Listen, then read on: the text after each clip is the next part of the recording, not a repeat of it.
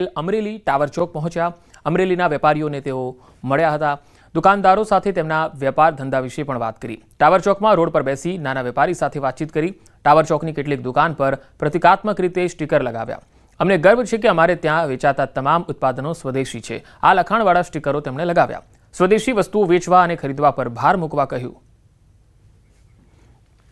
તો મુખ્યમંત્રી ભૂપેન્દ્ર પટેલ આજે અમરેલીની મુલાકાતે હતા, જ્યાં તેમણે વેપારીઓ સાથે વાતચીત કરી, સ્ટીકરો પણ લગાવ્યા। ખાસ કરીને આત્મનિર્ભર ભારતનું જે અભિયાન ચલાવવા માટે અને સ્વનિર્ભર સ્વદેશી વસ્તુઓ વાપરવા માટે પીએમ પણ અપીલ કરે છે, ત્યારે સીએમએ પણ આ જ અપીલને ઝીલી અને જે જગ્યાએ પણ તેઓ જાય છે સૌને અપીલ કરતા રહે છે। અમરેલીમાં પણ તેમણે વેપારીઓને આ જ અપીલ કરી કે સ્વદેશી વસ્તુઓ વાપરો અને નિખાલસતાથી તેઓ અમરેલીના વેપારીઓને મળ્યા, વાતચીત કરી, વેપાર ધંધા વિશે પણ વાતચીત કરી। એક સ્ટીકર લગાવ્યું જેમાં એવું લખેલું હતું કે સ્વદેશી વસ્તુઓ જ હું વાપરીશ અને સ્વદેશી વસ્તુઓ જ હું ખરીદીશ।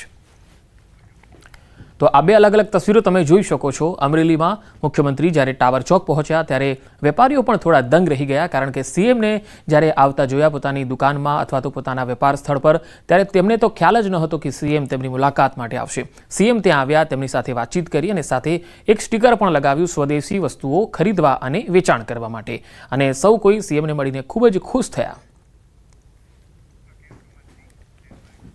નો મેમો મળ્યો, પરંતુ હજુ સુધી બાઇક નથી મળ્યું। ઘટના છોટાઉદેપુરના બોડેલીની છે, જ્યાં 3 વર્ષ પહેલા મેન બજાર વિસ્તારમાંથી બાઇકની ચોરી થઈ ગઈ હતી। બાઇક માલિકે તરત જ બોડેલી પોલીસ સ્ટેશનમાં અરજી આપી, હજુ સુધી બાઇક મળી નથી। અચાનક જ બાઇક માલિકના મોબાઈલ પર 500 રૂપિયાનો ઈ મેમો આવે છે। હેલ્મેટ વિના બાઇક ચલાવતા હોવાથી ઈ મેમો આપવામાં આવ્યો, જેમાં બાઇક ચલાવનારનો ફોટો પણ સ્પષ્ટ રીતે દેખાઈ રહ્યો છે। બાઇક માલિકે પોલીસમાં અરજી કરી છે કે બાઇક તાત્કાલિક શોધીને પરત આપવામાં આવે, સાથે જ ચોરાયેલી બાઇક ગુનાહિત પ્રવૃત્તિમાં વપરાઈ રહી હોય એવી પણ આશંકા વ્યક્ત કરાઈ। એ જ ગાડીનો 20/8/2025 ના દિવસે વડોદરા મકરપુરા મથકથી ઈ મેમો મારા મોબાઈલ પર મેસેજ દ્વારા આવેલ। એને ઓપન કરવાથી ગાડી અને ગાડીને ચોરી કરનારા જે બી ઇસમ છે એના ફોટા સહિત ઈ મેમો આવેલ છે। હવે એ ઈ મેમો આવ્યા પછી હું એ બીજી અરજી બી પોલીસ સ્ટેશનમાં બોડેલી આપેલ છે, હજુ એનો કોઈ પત્તો છે નહીં ગાડીનો। તો એક મહેરબાની એવી કરો કે ભાઈ ગાડી મને મળી જાય પરત। કોઈ ગુનાહિત પ્રવૃત્તિના કામમાં જો વપરાય તો એને અંદર હું ના સંડોવું, એના માટે બીજી બી અરજી આપી દીધેલ છે। હું નગરના અંબાપુર કેનાલ પાસે યુવકની હત્યાના મામલે પોલીસે કાર્યવાહી કરી છે। એલસીબી, એસઓજી અને અડાલજ પોલીસની અલગ અલગ ટીમો તપાસમાં જોડાઈ છે। ઘટનાની આસપાસના સીસીટીવી ફૂટેજ પણ તપાસવામાં આવી રહ્યા છે। ઘટના સ્થળ પાસે એક શંકાસ્પદ બાઇક ચાલક નજરે પડ્યો, જેના આધારે પોલીસે શોધખોળ શરૂ કરી। તપાસ માટે ડ્રોનની પણ મદદ લેવામાં આવી રહી છે।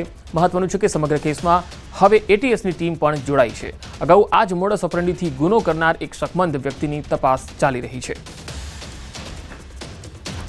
તો અંબાપુરમાં જે ઘટના બની હતી, જેમાં એક યુગલ અહીંયા જે રાત્રિના સમય દરમિયાન બર્થડે પાર્ટી મનાવી રહ્યું હતું, અચાનક એક વ્યક્તિ આવે છે, હુમલો કરી દે છે, લૂંટના ઈરાદે હુમલો કરી દે છે, અને એમાં જે યુવક હોય છે એનું મૃત્યુ થઈ જાય છે, જ્યારે જે યુવતી છે તે ઈજાગ્રસ્ત થાય છે।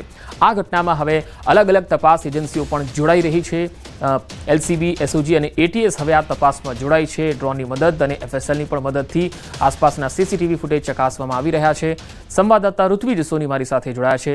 ઋત્વિજ, અત્યાર સુધીની તપાસમાં કોઈ કડી આ કેસમાં પોલીસને મળી શકી છે ખરી?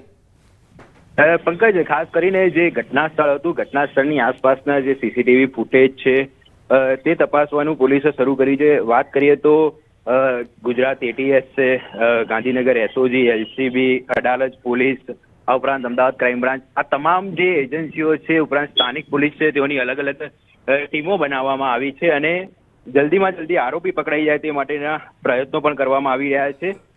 જે સમયે ઘટના બની હતી, એટલે ઘટનાના સમયગાળા દરમિયાન એક શંકાસ્પદ બાઇક ચાલક પણ ત્યાંથી જોવા મળી રહ્યો છે, એટલે પોલીસે તે પણ સીસીટીવી ફૂટેજ કબજે કર્યા છે અને તેની ઓળખ માટેની પણ તજવીજ શરૂ કરી છે। આ ઉપરાંત વાત કરીએ તો પોલીસ દ્વારા જે શંકાસ્પદ લોકો હતા, કેટલાક શંકાસ્પદ લોકોની પણ પૂછપરછ હાથ ધરવામાં આવી છે, એટલે આરોપીઓને પકડવા માટે હવે તમામ પ્રકારના પ્રયત્નો છે તે ગાંધીનગર પોલીસ અને ઉપરાંત એટીએસ અને અમદાવાદ ક્રાઇમ બ્રાન્ચની ટીમ પણ તપાસમાં જોડાઈ છે। જી ઋત્વિજ, આભાર માહિતી આપવા માટે।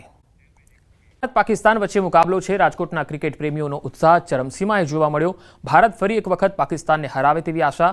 સૂર્યકુમાર 50 મારે તેવી મોટાભાગના ક્રિકેટ પ્રેમીઓની આશા છે. અભિષેક શર્મા ફરી પાકિસ્તાની ધોલાઈ કરે તેવી ક્રિકેટ પ્રેમીઓની આશા છે. બુમરાહ આક્રમક બોલિંગ કરી 3 વિકેટો ઝડપી પાડશે એવું પણ લોકો કહી રહ્યા છે. આજે ભારત અને પાકિસ્તાન વચ્ચેનો મુકાબલો છે અને આ મુકાબલાને લઈને જે છે રાજકોટના ક્રિકેટ પ્રેમીઓમાં એક ઉત્સાહ જોવા મળી રહ્યો છે. આજના મેચને લઈને કેવો ઉત્સાહ છે તે રાજકોટના ક્રિકેટ પ્રેમીઓ પાસેથી જાણીશું. શું કહેશો, આજના મેચને લઈને કેવો ઉત્સાહ, કેવો માહોલ? રાજકોટની પ્રજા તમને ખબર જ છે, ભારત પાકિસ્તાનનો મેચ એટલે એના માટે એક ઉત્સાહ. આજે બધા લોકો ઘરે ટીવીમાં બેસી જવાના છે. અમારું પણ ખૂબ જ સારું આયોજન છે કે રાત્રે બધા સાથે મળીને સોસાયટીમાં મેચ જોવાના છીએ. આજે પણ સૂર્યકુમાર યાદવની સેન્ચુરી, ભારતના 200 રન અને પાકિસ્તાનને ધૂળ ચાટતું કરવાની પૂરેપૂરી આશા છે. મને એમ લાગે છે કે હાર્દિક પંડ્યા આજે વિકેટ પણ લેશે અને 50 રન પણ મારશે. ઓછામાં ઓછા 12 બોલમાં 50 રન મારી શકે છે અને બુમરાહ વિકેટ લેશે અને હાર્દિક પંડ્યા તો મારશે જ, એ તો ચોક્કસ જ છે. અને સૂર્યકુમારનું મને લાગે છે કે આજે 30-40 રન તો મારશે જ, પાક્કા છે.